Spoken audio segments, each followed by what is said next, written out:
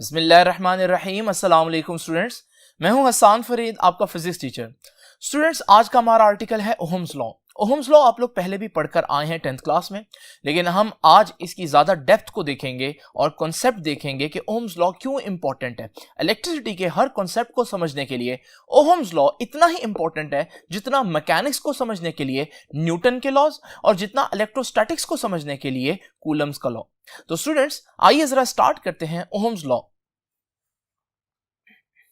Students, सबसे पहले हम डिस्कस करेंगे कि ओहम्स लॉ जो है ये किसने दिया था। ये बेसिकली एक जर्मन फिजिसिस्ट थे जिनका नाम था जॉर्ज साइमन ओहम। उन्होंने ये लॉ दिया था। तो सबसे पहले मैं इसकी हिस्ट्री लिख दूं यहां पर। This law was, Ohm's law was given by German physicist, उनका नाम था जॉर्ज साइमन ओहम।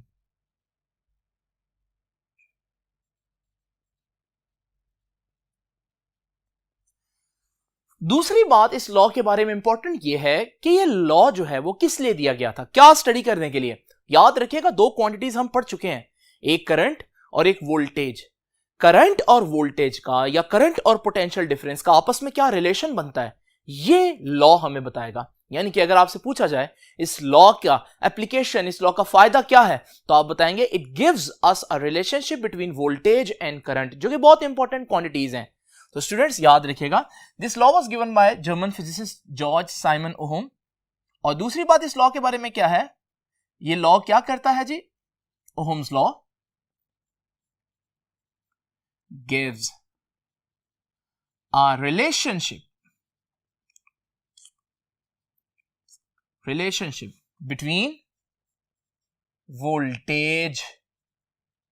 वोल्टेज को हम पोटेंशियल डिफरेंस भी कहते हैं। ये नाम पहले आपको बताया हुआ चैप्टर नंबर 12 में, याद रखिएगा। वोल्टेज का दूसरा नाम पोटेंशियल डिफरेंस, पीडी लिख देता हूं। तो वोल्टेज एंड करंट, तो याद रखिएगा स्टूडेंट्स, वोल्टेज और करंट के दरमियान क्या रिलेशनशिप होता है, ये हमें बताएगा ओहम्स लॉ। स्टूडेंट्स, अगर मैं आपसे एक सवाल पूछूं और वो सवाल ये है कि मेरे पास एक गन है और एक बुलेट है, व्हाट डू यू थिंक, इनमें से कौन ज्यादा डेंजरस है, विच हर्ट्स यू एक्चुअली, तो आपका जवाब ज्यादातर बच्चों का बुलेट ही होगा। क्योंकि आप देखते हैं कि बुलेट ही वो फिजिकल चीज है जो आपकी बॉडी में पेनिट्रेट करके डैमेज करती है। लेकिन स्टूडेंट्स, अगर बुलेट वाकई में डेंजरस है तो फिर मैं इस बुलेट को अगर आप पर थ्रो करूं, क्या ये आपको हर्ट करेगी? आप कहेंगे नहीं। इसका मतलब अब वही बुलेट है, वही मैस है, वही मटेरियल है, लेकिन अब ये डेंजरस नहीं है आपके लिए। इसका मतलब it's not the bullet who is dangerous, ये बुलेट नहीं होती जो डेंजरस होती है, बल्कि it is the energy behind that bullet which can make the bullet dangerous और नॉट। ये उसके पीछे एनर्जी होती है, वो कितनी स्पीड से आ रही है, वो एनर्जी जो है वो उसी बुलेट को डेंजरस भी बना सकती है और नहीं भी बना सकती। तो इसका मतलब वो एनर्जी देता कौन है? डेफिनेटली वो एनर्जी, वो स्पीड तो जब आप बुलेट को गन में डालते हैं तो फिर गन ही देती है। इसका मतलब दिखने में बजाहिर ऐसा लग रहा है जैसे कि सारा डैमेज की जो वजह है वो बुलेट है, लेकिन हकीकत में अगर आप देखें तो असल कसूर बुलेट का नहीं है, असल कसूर जो है वो गन का है, क्योंकि वो बुलेट को इतनी एनर्जी दे रही है कि वो बुलेट जो है वो आपके लिए डेंजरस बन जाती है। लेकिन हम डेली लाइफ में क्या ये बोलते हैं कि गन लगने की वजह से एक बंदा मर गया? नहीं, हम कहते हैं कि बुलेट लगने की वजह से एक बंदा मर गया। इसका मतलब यह हुआ कि डेली लाइफ में हम जो कुछ बोल रहे होते हैं जरूरी नहीं कि वो सही भी हो। अगर मैं इसी क्वेश्चन को आज के आर्टिकल से रिलेट करूं और वो क्वेश्चन कुछ इस तरह से पूछूं कि स्टूडेंट्स, आपके ख्याल में हु इज डेंजरस, करंट और वोल्टेज? तो स्टूडेंट्स, अब आप डेली लाइफ की बात करें तो आप फौरन देखेंगे कि आप डेली लाइफ में क्या सुनते हैं, करंट लगने से एक बंदा हर्ट हो गया, करंट लगने से ये हो गया, करंट लगने से वो हो गया, यानी कि you are always blaming current. लेकिन हम जानेंगे क्या ये करंट भी उसी तरह तो नहीं बदनाम जिस तरह से बुलेट बदनाम है। हर शख्स बुलेट को कोसता है, लेकिन गन की बात कोई नहीं करता। बिल्कुल कहीं ऐसा तो नहीं है कि करंट जो है उसका असल कसूर ना हो, बल्कि असल कसूर वोल्टेज का हो। लेकिन स्टूडेंट्स, इस बात का जवाब जानने के लिए कि कौन इनमें से ज्यादा डेंजरस है, पहले हमें देखना पड़ेगा कि करंट और वोल्टेज के कॉन्सेप्ट्स क्या हैं। ऑल्दो ये कॉन्सेप्ट्स हम पढ़ चुके हैं, वोल्टेज के बारे में हम चैप्टर नंबर 12 में पढ़ के आए हैं, करंट के बारे में चैप्टर नंबर 13 में पढ़कर आए हैं, लेकिन अभी हम यहां पर दोबारा से आपको करंट और वोल्टेज का एक छोटा सा इंट्रोडक्शन दे देते हैं। स्टूडेंट्स जरा तवज्जो कीजिए, मेरे पास एक वायर के अंदर कुछ चार्जेस मैं आपको शो कर रहा हूं। आप देख रहे हैं ये चार्जेस मूव नहीं कर रहे, ये बिल्कुल ऐसे ही नहीं मूव कर रहे जैसे एक जगह पर अगर कुछ पानी मौजूद हो तो वो मूव नहीं करता। और आपको मालूम है अगर मैं इस पानी को एक जगह से हाइट ज्यादा दे दूं तो फिर आपको मालूम है मैंने एक एनर्जी का डिफरेंस क्रिएट कर दिया। अब हमारे पास ये एनर्जी का जो डिफरेंस है, ये पानी को, जो हाई एनर्जी पर मौजूद पानी है, उसको मजबूर करेगा कि ये नीचे को आए। अब पानी फ्लो करेगा। इसका मतलब अगर आप चाहते हैं पानी का फ्लो मुसलसल रहे तो आपको पानी में एनर्जी का एक डिफरेंस क्रिएट करना पड़ता है। बिल्कुल, आते हैं वापस अपनी एग्जांपल पर। ये मेरे पास वायर्स और उसके अंदर चार्जेस मौजूद हैं और आप जानते हैं ये चार्जेस मूव नहीं कर रहे, लेकिन मैं चाहता हूं कि ये चार्जेस मूव करें तो मुझे यहां पर भी एक डिफरेंस क्रिएट करना पड़ेगा स्टूडेंट्स। और वो डिफरेंस मैं कैसे क्रिएट करूंगा? वो एनर्जी का डिफरेंस क्रिएट करेगा ये एक सेल या बैटरी। जब मैं सेल या बैटरी को अटैच करता हूं तो मैं क्या करता हूं, बेसिकली चार्जेस को एक तरफ से हाई एनर्जी दे देता हूं और दूसरी तरफ लो एनर्जी होती है, और ये एनर्जी का जो डिफरेंस है ये चार्जेस को मूव करने पर मजबूर करता है। लेकिन स्टूडेंट्स, मैं सेल को आपको अगर यूं इमेजिन करवाऊं तो ज्यादा क्लैरिटी होगी कि सेल बेसिकली वायर को एक तरफ से ज्यादा एनर्जी प्रोवाइड कर देता है, जिसकी वजह से वो चार्जेस जो हाई एनर्जी एंड पर हैं वो मूव करते हैं लो एनर्जी एंड की तरफ। ये जो मैं आपको पिक्चर दिखा रहा हूं जिसमें सेल ने वायर को एक तरफ से ऊपर कर दिया, ये एक्चुअल फिगर नहीं है, वायर उधर ही पड़ी रहती है। एनर्जी के लिहाज से मैं बता रहा हूं कि बेसिकली हमारे पास एनर्जी कहां ज्यादा और कहां कम होती है। स्टूडेंट्स, आप ये जो सेल लगाते हैं, ये सेल बेसिकली वायर के दरमियान एनर्जी का डिफरेंस भी कह सकते हैं, लेकिन हम यहां पर कहेंगे पोटेंशियल डिफरेंस क्रिएट कर देता है, जिसकी वजह से चार्जेस फ्लो करना शुरू कर देते हैं। नाउ स्टूडेंट्स जरा तवज्जो कीजिए, ये जो एनर्जी का डिफरेंस है यहां पर आप देख रहे हैं जो सेल ने दिया है, इसे हम पोटेंशियल डिफरेंस के तौर पर बताते हैं। तो ये है पोटेंशियल डिफरेंस या वोल्टेज, और इस वोल्टेज के आने की वजह से वो जो वायर्स के अंदर चार्जेस का जो फ्लो शुरू हो गया है वो है स्टूडेंट्स करंट। तो यहां से आप लोगों ने एक बात देखी कि चार्जेस तो वायर में पहले भी मौजूद थे, लेकिन क्या चार्जेस फ्लो कर रहे थे? क्या वो charges as a current appear हो रहे थे? नहीं। इसका मतलब करंट के लिए सबसे इंपॉर्टेंट चीज क्या है? सबसे इंपॉर्टेंट चीज वोल्टेज है। यानी अगर मैं ये बात कहूं तो ये गलत नहीं होगी कि बेसिकली एक सर्किट के अंदर जो आपके वोल्टेज हैं वो एक पुश है करंट के लिए, वो एक धक्का है करंट के लिए। याद रखिएगा, और याद रखिएगा स्टूडेंट्स, अगर आपके पास ये पुश नहीं है तो करंट नहीं होगा। यानी कि मैं आसान अल्फाज में कहूं तो मैं कहूंगा कि वोल्टेज क्या है? Voltage is the cause and current is its effect. Voltage होगा तो करंट होगा। ये बहुत इंपॉर्टेंट बात है स्टूडेंट्स, इसको आप लोगों ने नहीं भूलना। इसका मतलब करंट की असल वजह कौन है? करंट की वजह पोटेंशियल डिफरेंस है या वोल्टेज है। जब वोल्टेज ही नहीं होगी तो करंट नहीं होगा। और स्टूडेंट्स जरा तवज्जो कीजिए, अगर मैं वोल्टेज बहुत ज्यादा कर दूं तो एनर्जी का डिफरेंस इतना ज्यादा होगा कि चार्जेस बहुत ज्यादा तेजी से फ्लो करेंगे और मैं कहूंगा कि करंट ज्यादा हो गया। और अगर पोटेंशियल डिफरेंस बहुत कम है तो आप देखेंगे कि करंट भी कम होगा। वही वायर है, कभी करंट कम दे रही है, कभी करंट ज्यादा दे रही है। इसका करंट का मसला नहीं है, मसला इसके अक्रॉस लगी वोल्टेज का है। तो जितना ज्यादा वोल्टेज होगा उतना एनर्जी का डिफरेंस ज्यादा क्रिएट होगा और उतना ज्यादा करंट फ्लो करेगा। तो स्टूडेंट्स, आप लोगों ने एक बात सीखी कि अगर मैं ये दोनों एग्जांपल्स को गौर से देखूं तो मैं कहूंगा जिस तरह से जो बुलेट और गन की एग्जांपल दी उसमें बुलेट की स्पीड असल बुलेट की वजह से नहीं बल्कि गन की वजह से है, बिल्कुल इसी तरह से इलेक्ट्रिकल सर्किट्स के अंदर करंट कितना होगा ये करंट खुद नहीं डिसाइड करता बल्कि वोल्टेज या पोटेंशियल डिफरेंस डिसाइड करता है। तो फिर स्टूडेंट्स, असल में कौन डेंजरस हुआ?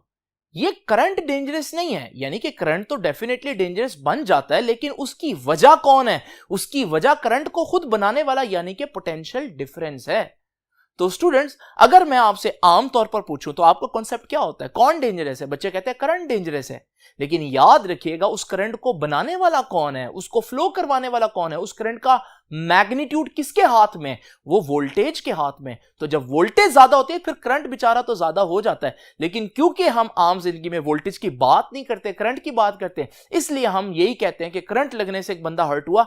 हालांकि हमें कहना चाहिए कि वोल्टेज ने उस बंदे को हर्ट किया है, क्योंकि वोल्टेज ना होती तो चार्जेस जितने मर्जी ज्यादा होते, करंट हमारे पास उतना ना बनता।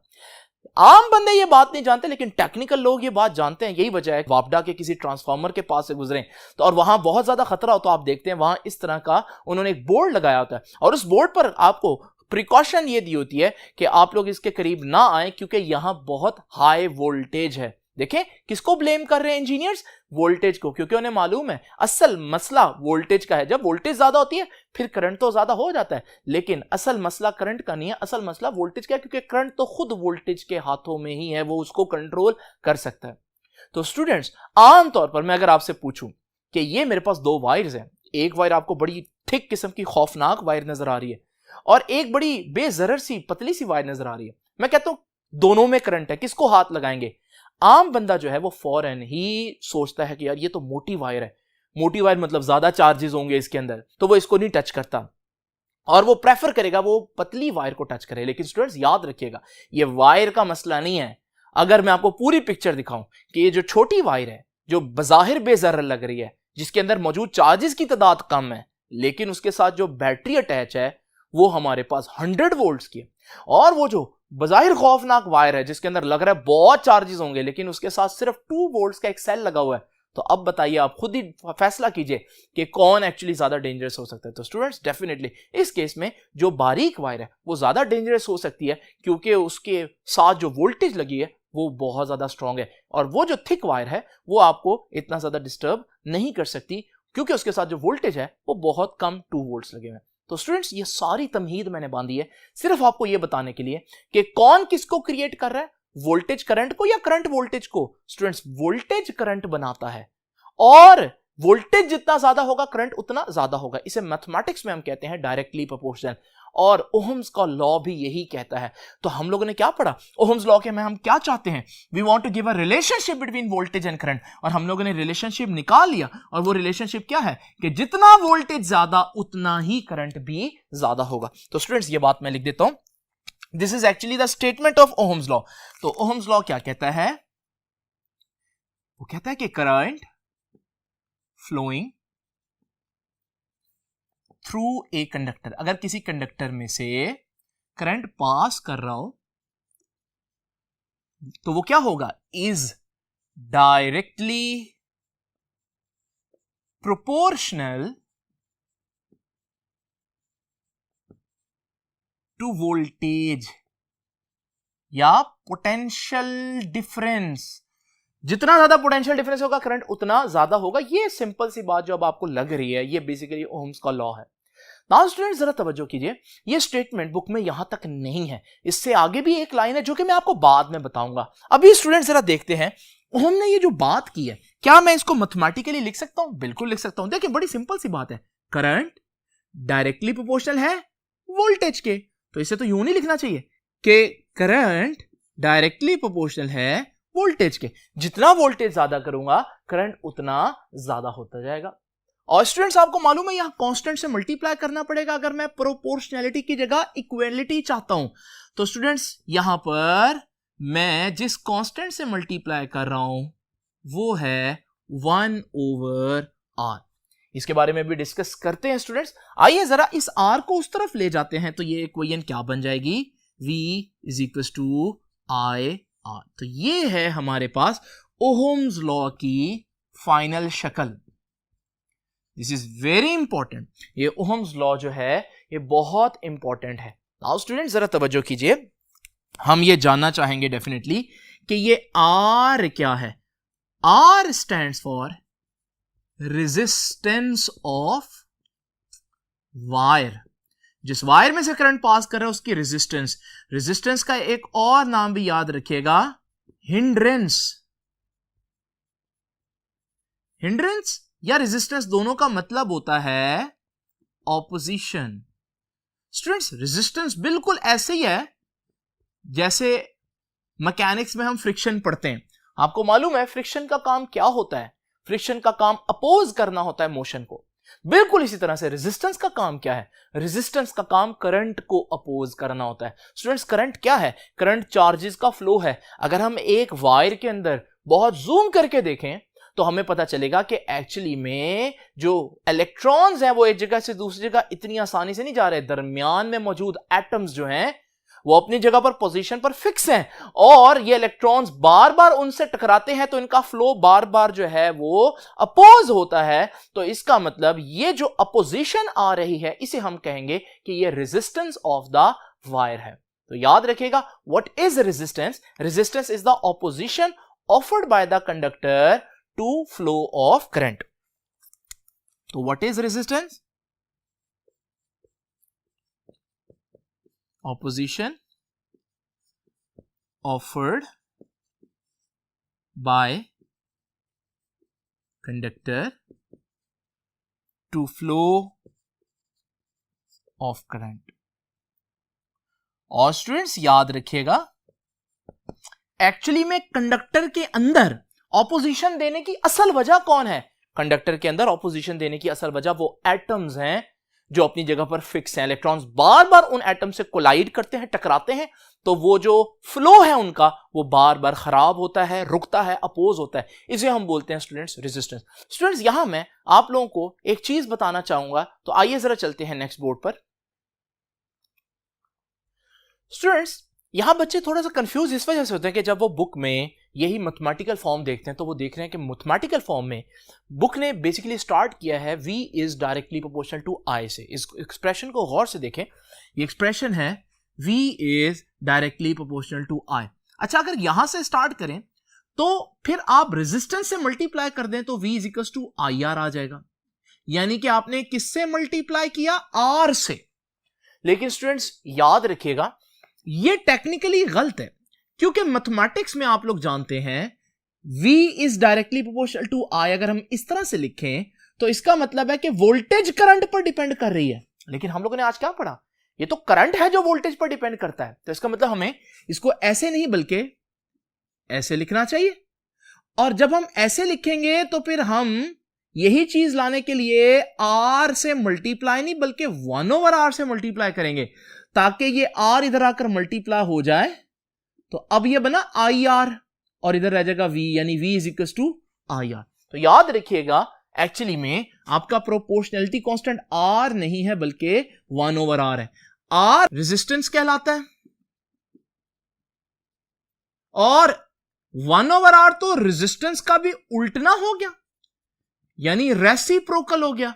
तो याद रखिएगा, 1/रेजिस्टेंस यानी रेजिस्टेंस का उल्ट यानी रेजिस्टेंस का ऑपोजिट रेसिप्रोकल कहलाता है conductance.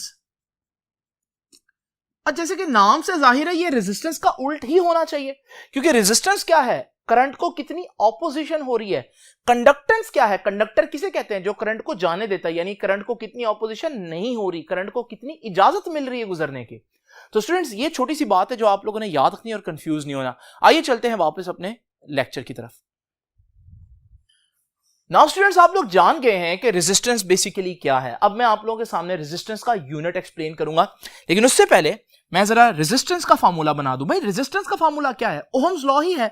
V is equal to IR है ना, तो आप R एक तरफ रख लें, I उधर जाकर V से डिवाइड कर दें।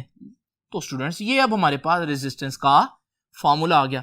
क्या फार्मूला है रेजिस्टेंस का? R is equal to V/I। तो अगर आप लोग इसका यूनिट निकालना चाहते हैं तो आप पहले वोल्टेज और करंट का यूनिट पुट कर दें। अब आप लोग जानते हैं वोल्टेज का यूनिट हम लोग ने पढ़ा वोल्ट्स होता है, ये वोल्टेज का यूनिट आ गया। और करंट का यूनिट हम लोगों ने पढ़ा, करंट का यूनिट क्या होता है स्टूडेंट्स? एम्पियर्स। और वोल्टेज को जब एम्पियर से डिवाइड कर दें तो हमारे पास आता है रेजिस्टेंस का यूनिट, जो कि है ओहम। याद रखिएगा स्टूडेंट्स, ये है हमारे पास ओहम यूनिट जो है रेजिस्टेंस का।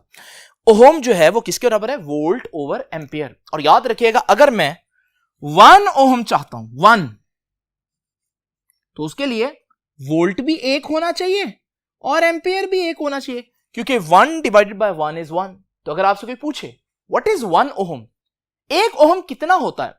तो आप कहेंगे 1 ओहम वो रेजिस्टेंस होगी जब किसी कंडक्टर में 1 वोल्ट पोटेंशियल डिफरेंस दें और कंडक्टर के अंदर 1 एम्पियर करंट बन जाए, तो उस वक्त उस कंडक्टर की रेजिस्टेंस कितनी है?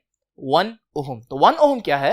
1 ohm is the resistance of the conductor if 1 volt produce 1 ampere current. अगर किसी कंडक्टर के अंदर 1 वोल्ट का पोटेंशियल डिफरेंस 1 एम्पियर का करंट बना दे, तो ये रेजिस्टेंस जो होगी उसकी वो 1 ओहम कहलाएगी। तो स्टूडेंट्स, ये डेफिनेशन आप लोगों ने जो मैंने बार बार बोल दी है, ये यहां पर आप लोगों ने लिख लेनी है। इजी डेफिनेशन है, अब आप लोग लिख लीजिएगा। मैं मजीद आगे लेकर चलता हूं इसको। Factors affecting resistance. रेजिस्टेंस जो है मटेरियल की, वो किन फैक्टर्स पर डिपेंड करती है? स्टूडेंट्स याद रखिएगा, 2-3 फैक्टर्स हैं।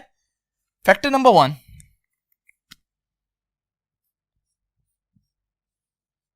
ये जो रेजिस्टेंस है it depends upon nature of material. ये डिपेंड करता है कि वो मटेरियल कैसा है, उसके अंदर बॉन्डिंग्स वगैरह कैसी हैं। मिसाल के तौर पर आप लोग जानते हैं कि अगर आप एक वुड की बात करते हैं, लकड़ी की, तो आप लोगों ने बचपन से सुना हुआ है कि जो लकड़ी है अगर वो आपके हाथ में तो आपको करंट नहीं लगेगा, क्योंकि लकड़ी जो है उसकी रेजिस्टेंस इतनी ज्यादा है कि उसमें से करंट नहीं बह सकता। इसी तरह प्लास्टिक के बारे में आपने सुना होगा, रबड़ के बारे में। तो स्टूडेंट्स, ये वो चीजें हैं जिनकी रेजिस्टेंस बहुत ज्यादा है। मेटल्स की रेजिस्टेंस जो है वो बहुत कम है, उनमें से बहुत ज्यादा करंट पास करता है। तो ये जो रेजिस्टेंस कम ज्यादा हो रही है, इसकी वजह कौन है? ये मटेरियल खुद है। तो कुछ मटेरियल ऐसे होते हैं जिनकी रेजिस्टेंस ज्यादा होती है, कुछ मटेरियल ऐसे होते हैं जिनकी रेजिस्टेंस कम होती है। और आपकी रेजिस्टेंस किस पर डिपेंड करेगी? याद रखिएगा, resistance depends upon geometry of wire. Geometry का क्या मतलब है?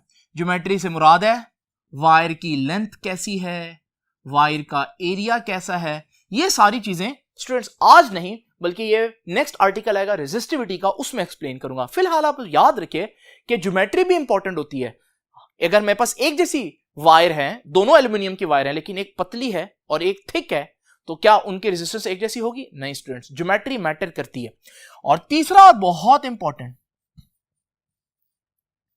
Physical state.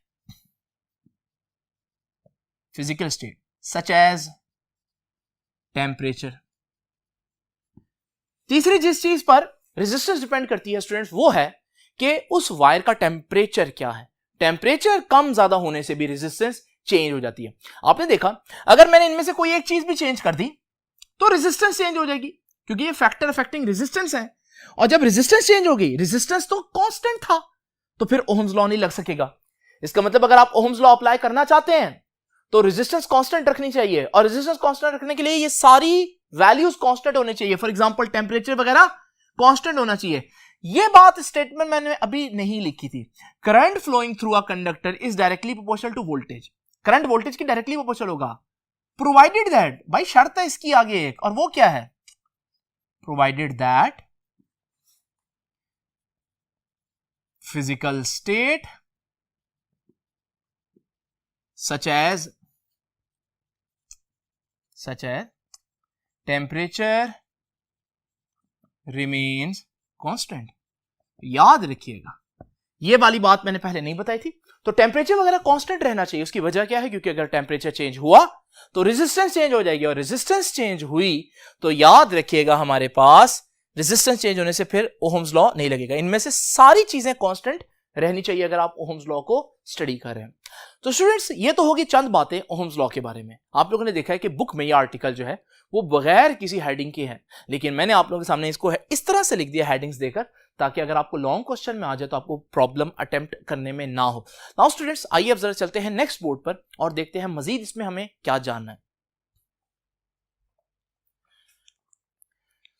स्टूडेंट्स, हमारे पास जितने भी मटेरियल्स हैं उनको हम दो कैटेगरीज में डिवाइड कर सकते हैं। एक को हम बोलते हैं ओहमिक सब्सटेंसेस, एक को बोलते हैं non ohmic substances.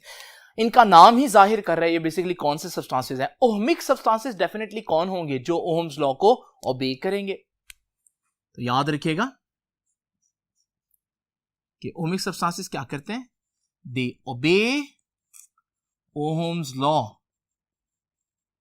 Ohm's law कहता क्या है? ओहम्स लॉ कहता है करंट वोल्टेज के डायरेक्टली प्रोपोर्शनल है। तो इनमें अगर हम देखते हैं ओहमिक सब्सटेंसेस में, तो जब भी मैं वोल्टेज डबल करता हूं तो करंट डबल हो जाता है। जब भी मैं वोल्टेज 3 टाइम्स बढ़ाऊंगा तो करंट भी 3 टाइम्स बढ़ जाएगा। दूसरे अल्फाज में करंट वोल्टेज के वाकई में डायरेक्टली प्रोपोर्शनल है। तो मैं ये भी कह सकता हूं ओमिक सब्सटेंसेस में क्या होता है, current is directly proportional to voltage. ये नॉन ओमिक सब्सटेंसेस है, डेफिनेटली इनको फिर मैं क्या कहूंगा, नॉन ओमिक। ओहम्स लॉ को ओबे नहीं करेंगे, they do not obey Ohm's law, यानी इनमें करंट वोल्टेज के डायरेक्टली प्रोपोर्शनल नहीं होगी। इन पर मैं बाद में आता हूं, पहले मैं आपको इनकी कुछ इंपॉर्टेंट कैरेक्टरिस्टिक्स बता दूं। नाउ स्टूडेंट्स जरा तवज्जो कीजिए, करंट वोल्टेज के डायरेक्टली प्रोपोर्शनल है, ये ओहम्स लॉ को ओबे कर रहे हैं। ऐसा क्या खास बात है इनमें कि ये ओहम्स लॉ को ओबे कर रहे हैं? ओहम्स लॉ की स्टेटमेंट में आप लोगों ने पढ़ा कि ओहम्स लॉ तब ओबे होता है जब प्रोपोर्शनैलिटी कांस्टेंट जो कि रेजिस्टेंस है वो चेंज ना हो, और अगर रेजिस्टेंस कांस्टेंट रहेगी तो फिर ही ओहम्स लॉ फॉलो होगा, फिर ही वोल्टेज डबल करने पर करंट भी डबल होगा, वोल्टेज 3 टाइम्स करने पर करंट भी 3 टाइम्स होगा। तो इसका मतलब याद रखिएगा स्टूडेंट्स, हमारे पास ये वो मटेरियल्स हैं जिनमें रेजिस्टेंस कांस्टेंट रहती है, करंट के फ्लो के दौरान रेजिस्टेंस चेंज नहीं होती। तो याद रखिएगा ओमिक सब्सटेंसेस में रेजिस्टेंस रिमेन्स कांस्टेंट। उसके बाद एक और इंपॉर्टेंट बात, जैसे कि मैंने आपको बताया इनमें करंट वोल्टेज के डायरेक्टली प्रोपोर्शनल है। तो स्टूडेंट जरा इमेजिन करें, मेरे पास, मैं इनका एक ग्राफ बनाता हूं, मैं एक ग्राफ लेता हूं जिसमें एक्स एक्सिस पर वोल्टेज है और वाई एक्सिस पर करंट है, और इस वक्त आप देख रहे हैं कि जो हमारे पास वोल्टेज है वो 2 है, 2 वोल्ट्स, और करंट है इस वक्त 40 मिली एम्पियर। अगर ये ओमिक सब्सटेंसेस हैं तो फिर अगर मैं वोल्टेज 2 से डबल करके 4 कर दूं तो करंट भी 40 से डबल होकर 80 मिली एम्पियर होना चाहिए। अब मेरे पास यह पॉइंट आएगा, और अगर मैं वोल्टेज को डबल करने की बजाय 3 टाइम्स कर दूं, तो पहले 2 वोल्ट है तो 3 टाइम्स करूंगा तो 6 वोल्ट हो जाएगा। तो जब 6 वोल्ट होगा तो करंट भी 40 मिली एम्पियर से 3 टाइम्स हो जाएगा, तो 120 मिली एम्पियर हो जाएगा। नाउ स्टूडेंट्स, इस तरह से जब मैं ये पॉइंट्स प्लॉट करता रहूंगा तो इन पॉइंट्स को अगर मैं मिलाऊं तो आप देखेंगे I will get a straight line. मेरे पास ये स्ट्रेट लाइन जो है वोल्टेज करंट ग्राफ के ऊपर इस बात की निशानदेही कर रही है कि जब जब मैंने जिस रेशियो में वोल्टेज बढ़ाई है उसी रेशियो में करंट भी बढ़ा है। दूसरे अल्फाज में करंट वोल्टेज के डायरेक्टली प्रोपोर्शनल रहा है। तीसरे अल्फाज में ओहम्स लॉ ओबे हुआ है, यानी कि ये ओमिक सब्सटेंसेस का ग्राफ है। तो ओमिक सब्सटेंसेस का ग्राफ कैसा दिखेगा? स्ट्रेट लाइन ग्राफ होगा, जैसे कि आप लोगों को दिख रहा है। स्टूडेंट्स याद रखिएगा, अगर मैं वोल्टेज करंट ग्राफ बनाऊं तो इस ग्राफ में अगर आपके पास स्ट्रेट लाइन आ जाए तो फिर स्ट्रेट लाइन ये बता रही है कि हमारे पास ओहम्स लॉ ओबे हो रहा है। तो ये भी एक बहुत इंपॉर्टेंट बात है कि ओमिक सब्सटेंसेस में voltage current graph is a straight line. ठीक है, एक स्ट्रेट लाइन होगी। नाउ स्टूडेंट्स, आखिरी बात आप लोग ये पूछेंगे कि सर ये तो आपने सारा बता दिया कि ओमिक सब्सटेंसेस कैसे होते हैं, कोई एग्जांपल भी तो देना, कौन ओमिक सब्सटेंस है रियल लाइफ में?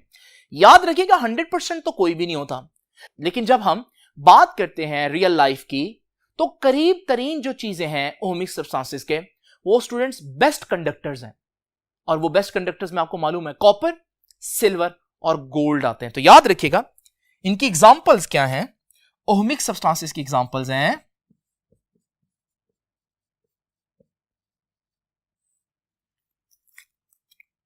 कॉपर, पहले मैं कह देता हूं जनरल, कौन है इसकी एग्जांपल्स? Metallic conductors.